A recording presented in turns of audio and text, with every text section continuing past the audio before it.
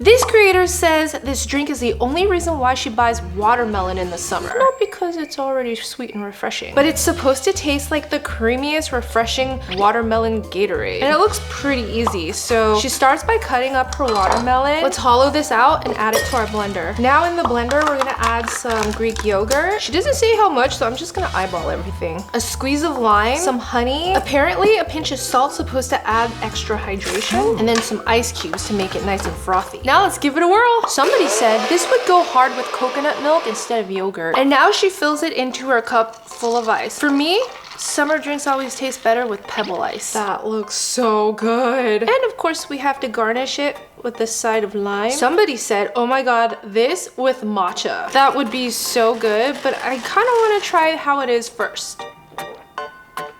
Oh my goodness. Oh my gosh. First things first, this tastes nothing like a Gatorade, but it tastes like a creamy watermelon popsicle, creamsicle, ice cream, sorbet dessert, and it's so good. 10 out of 10. That was so easy and lazy, and it blew my mind. But can the rest of our lazy treats top this? This papaya milk jelly was viral years ago, but I was never lazy enough to try it until now. We really only need a couple ingredients. She starts by cutting the top and then taking all the seeds out. I'm using a Hawaiian papaya because it tastes better. I guess you have to cut pretty far into the papaya to get to the seeds. Okay, but they only, just gonna have to dig a hole for myself. Ugh.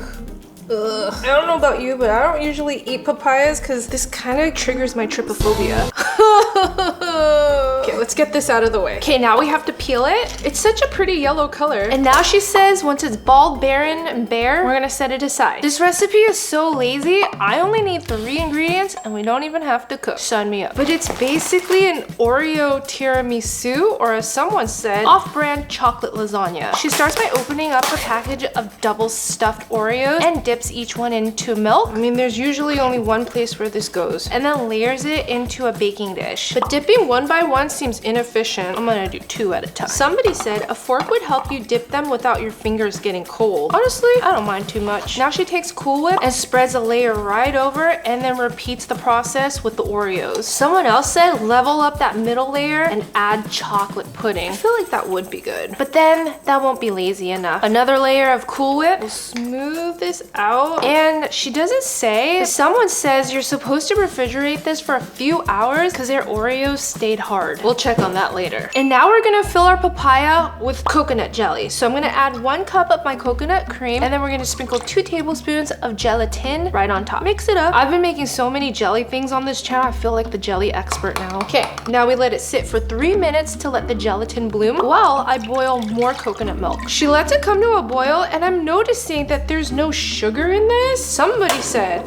you have to add sugar and a little bit of salt. I always make coconut jelly. The commenter is right because you just need it. You're actually also not supposed to let your coconut milk come to a rapid boil, just until it's steaming. And then now I'm gonna add our bloom gelatin in and then just stir until it's dissolved. The gelatin expanded so much it looks like cottage cheese. She didn't say it, but I feel like we should let it cool before I add it into the papaya, otherwise it's gonna cook. It's cooled enough, so let's pour it into our papaya. Oof. It appears that my papaya is smaller than the amount of coconut milk that we use, so I guess I'll just have to make another one. But now she takes the top, covers it up, sticks some toothpicks in there to hold it tight, and then we're gonna have to let it set in the fridge for a few hours. If you're craving s'mores but too lazy to go camping, here is maybe an even better strawberry s'mores, where you're supposed to take a whole strawberry, and just in case it burns in the fire, let's remove the stem. Let's add our skewer and then dip it straight into the marshmallow cream. Ooh, the way it coats it. Oh my gosh, this looks so good already.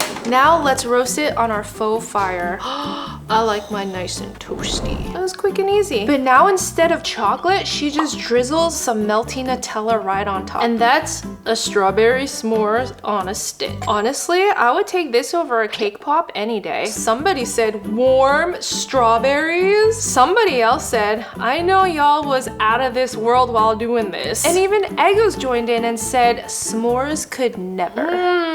I can confirm the strawberries were not warm, but the marshmallow fluff was still warm and gooey but toasty. And then the Nutella just sends it over the top. Oh my gosh. I am missing the graham cracker crunch though. Just a little sprinkling of that would have made it 10 out of 10, but this one, Get 8 out of 10. Our Oreo icebox cake is done. And I'm quite surprised that the whipped cream topping did not deflate. Now, the only thing left to do is cut into our Oreo lasagna. Feels kind of hard to cut through. Oh, there's a crunch to it. I was not expecting that. I thought this was supposed to get soft. Ooh, look at those layers. Let me just go ahead and slide this off. Then it looks like she drizzles some chocolate sauce on top. And to me, this looks like my favorite cookies and cream ice cream sundae. So I'm gonna add a cherry on top. That looks so good. And hopefully it tastes as good as it looks. Why is the cookie so hard to cut through? Is this how it's supposed to be? If you guys have ever made this before, let me know in the comments. It's like eating a mushy Oreo with a ton of whipped cream on top. And honestly, it's not bad, but I think ice cream would have been so much better. But this lazy Oreo lasagna gets 7 out of 10. Too lazy to go to the fair? I got you covered. Because we're gonna make the easiest churro bites. She starts by unwrapping her puff pastry, and we're just gonna cut them with the pizza cutter into little squares. I had to thaw this so that it's cuttable. I might have cut this a little small. And since it already comes on its own parchment paper, we're gonna be lazy and just transfer the whole thing onto a baking sheet. What can I say? It's my last video in this kitchen, and I'm feeling kind of lazy. Less to clean up. But now, let's puff these babies up. So while it's baking, let's make our cinnamon sugar coating. So into a bag, she adds sugar and cinnamon. Don't know the ratio, but I like a lot of cinnamon, and shake it up. Look at that sanding. Our puffy bites are ready, and they look so good, except I feel like I need to let them cool like a quick minute before we add it to the bag. Okay, still warm. Let's add it to a bag. Work smarter, not harder. Oh yeah. It's like coating each one. It really looks like churro bites. Actually, it looks more like Auntie Anne's pretzel bites more than anything, but still so good. Okay, but now she adds it to a plate with the little bowl in the center that we fill with caramel sauce. Somebody said, aha, the diet destroyer. I'll be making these tomorrow. Girl, Nutella. Honestly, that would be good. This is giving Disneyland right here. That was so cinnamony, and the best part is that it's still warm, and it tastes exactly like a churro. 9 out of 10. These are kind of like your Rice Krispies treats, except you don't really have to cook anything. At least I don't. But she starts by adding her Rice Krispies into a bowl. Then instead of melting butter and marshmallows like you would need to for real Rice Krispies treats, she holds everything together with creamy peanut butter. I love peanut butter Rice Krispies treats. Hopefully this works. She sweetens it up with a little bit of maple syrup and then mixes it all up. Somebody said the peanut butter sent me over the edge.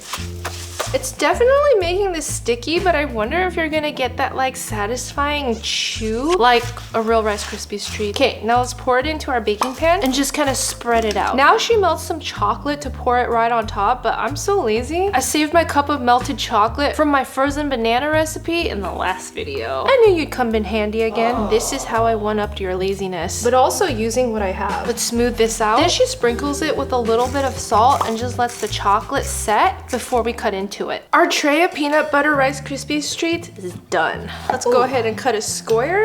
So the good news is it looks amazing from the tray. The bad news is, just as I suspected, the peanut butter is not gooey enough to keep it all together, so it's kind of falling apart, quite crumbly. It probably could have used some marshmallows, honestly.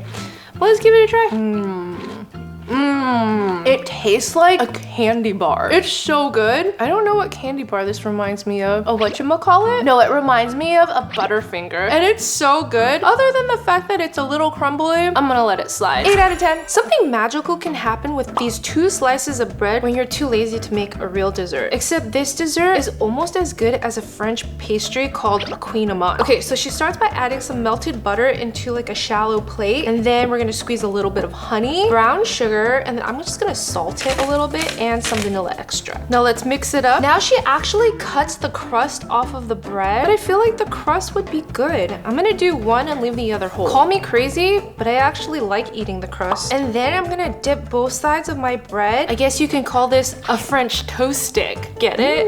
Let's make sure we cover the edges. And then add it to a baking sheet lined with parchment paper. It's like a buttery sugar sponge. And now we bake it for 15 minutes.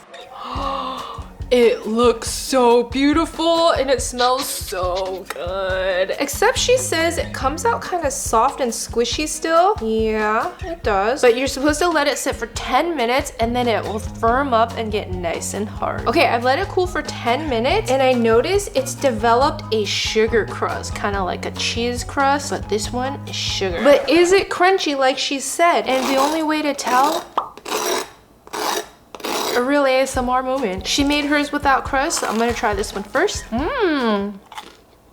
Whoa, that really does taste like a French pastry. It's like crunchy on the outside, and because I use a thick toast, chewy and soft inside, like a croissant. That's crazy. Now let's look at the one with my crust. And I should also mention that the one with crust developed the sugar skirt, while the one without crust did not. So we get a little extra something something with the crust. That tastes so good, but I do have to say the one without the crust remained very crunchy and delicious. So I'm gonna give her recipe 9 out of 10. That papaya jelly got me thinking. I already have this hollowed out watermelon, and I saw this TikTok where they actually fill it with red gel to look like a jiggly watermelon. So we have to try that too. I'm just gonna cook up the jello according to the package's direction. Boil 2 cups of water, and then I'm gonna pour it into a bowl with our jello mix. Okay, now we have to stir it until it's fully dissolved. This is my childhood right here. I made jello almost every day. And then you add in the cold water. Now all we gotta do is fill her up. I'm gonna try to fill it up as high as I can. And into the fridge it goes. We're gonna check on you later with the papaya jelly. Our jelly fruits are ready and set. You can see the watermelon is nice and jiggly. I can see that you were, but I'm curious about the papaya. So let me cut this like a real watermelon wedge. Oh man. I think you have to have a really sharp knife to make this work because it kind of got caught. But this is so fun! Oh my gosh. The only thing that could make this look a little bit more realistic is if I add some black sesame seeds. Not too much, because we actually like seedless watermelons. I can't get over how cute this is.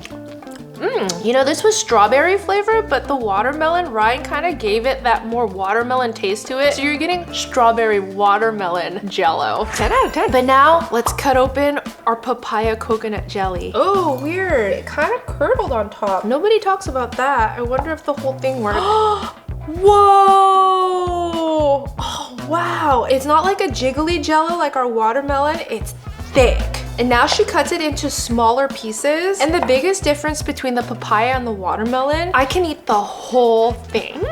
The coconut and the papaya is so good, but personally, I would have preferred the jelly to be a little softer. It's like a firm jelly versus this one that's just nice and jiggly. Papaya jelly gets 9 out of 10. Watermelon jello, 10 out of 10. But if you like this video, go watch me test the most satisfying TikTok treats.